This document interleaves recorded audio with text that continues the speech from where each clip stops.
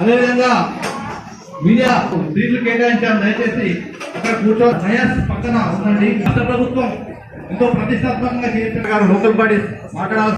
144 ఇండ్లు మొదటి సంవత్సరం ఇప్పుడు శాంక్షన్ అని మళ్ళీ మీరు కట్టుకునే లోపల కొత్తగా ఇల్లు రానటువంటి ఇంకా చాలా మంది ఉన్నారు.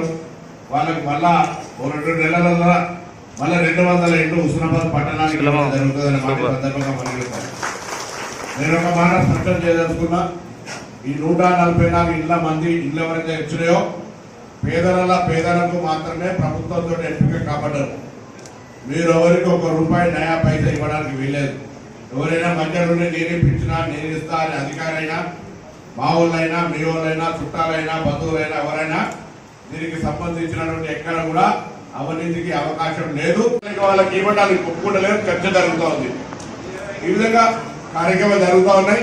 దయచేసి నేను మళ్ళీ చెప్తా ఉన్నా, 10 ఏళ్లలో వాళ్ళు కట్టినాయి శాంక్షన్ ఇచ్చినాయి 1400, అలా కట్టినాయి 140.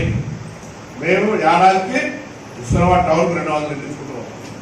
మండలాల కట్టలే ప్రతి ఊరికి ఇందిరమ్మ ఇల్లు ఉంటుంది.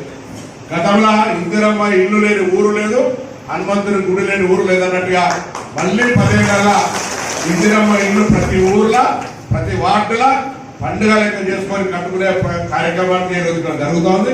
దయచేసి అందరూ కూడా ఈ అవకాశాన్ని వినియోగించుకోండి. వాటన్నిటిని పరిశీలిస్తాం.